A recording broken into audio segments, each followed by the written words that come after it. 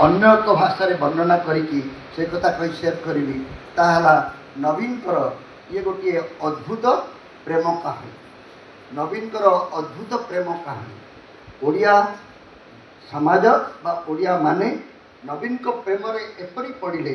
किंतु प्रेमटा जदि द्विपाक्षिया होता ताहले ताहा सफल होता ये प्रेमटा टिके एकपाक्षिया हो गला वन साइडेड लव ओडिशावासी माने नवीन पट्टनायक को एते भल पाइले अंधभक्तर जदि रियल अंधभक्त कथा एना आलोचना होची हम राजनीति रे असल अंधभक्तिर नमूना जदि देखा चाहती ताले 2000 मसीह 2024 पूर्वर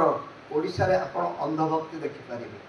नवीन पट्टनायक विरोध में किसी शुणा से प्रस्तुत नथिले तांको ठारू निर्मल व्यक्ति कहीं नहांती तांको ठारू एभली पिला छुआ कहीं नहांती से कि बाग दुर्नीति करिवो कहा पई टंका मारिवो एही माने सब टंका मारुचंती